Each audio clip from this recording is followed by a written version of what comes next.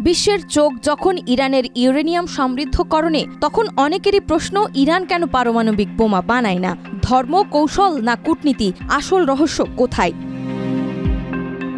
বিশ্বের অন্যতম তেল সমৃদ্ধকরণ দেশ ইরান, যার চারপাশে পারমাণবিক শক্তিধর দেশ ঘিরে আছে, যার শত্রুরাষ্ট্র ইসরায়েল বহু আগেই পরমাণু অস্ত্র অর্জন করেছে। তবু কেন ইরান এখনও বোমা বানায়নি?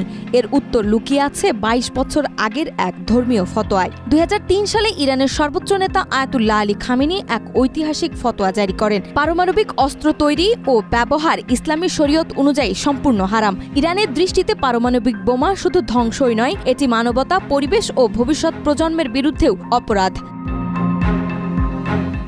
কালার এক্সপার্ট, জর্জ স্যাপ এবং মাইল্ড অন হ্যান্ডস টেকনোলজি সমৃদ্ধ অরিক্স ক্রিস্টাল ওয়াশ আপনার নন। এছাড়াও বিশ্ব রাজনীতি প্রমাণ করেছে পারমাণবিক অস্ত্র থাকা মানেই নিরাপত্তা নিশ্চিত হওয়া নয়। ইরান তাই বিশ্বাস করে প্রতিরোধ ক্ষমতা, ড্রোন, ক্ষেপণাস্ত্র ও প্রযুক্তিতে অগ্রগামী হওয়াই আসল সুরক্ষা। ইরান বর্তমানে ৬০% মাত্রায় ইউরেনিয়াম সমৃদ্ধকরণ করেছে, যেখানে পারমাণবিক বোমার জন্য লাগে প্রায় ৯০%। বিশ্লেষকরা বলছেন এটা বোমা বানানোর উদ্দেশ্যে নয়, বরং কূটনৈতিক আলোচনার চাপ সৃষ্টি ও আঞ্চলিক প্রতিপক্ষের সঙ্গে ভারসাম্য তৈরির কৌশল।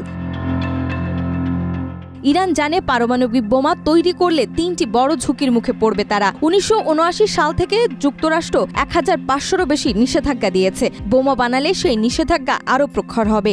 সেই সাথে মিত্র হারানোর আশঙ্কা ও সামরিক হামলার শঙ্কা। ইরানের বর্তমান অবস্থান স্পষ্ট, তারা বোমা বানাতে চায় না, চায় শান্তিপূর্ণ পারমাণবিক প্রযুক্তির বৈধ ব্যবহার নিশ্চিত করতে। তারা জানে শক্তির চেয়ে নীতি দীর্ঘস্থায়ী। আন্তর্জাতিক সম্প্রদায়ের উচিত এই নীতিকেই স্বীকৃতি দিয়ে কূটনৈতিক অগ্রাধিকার দেওয়া।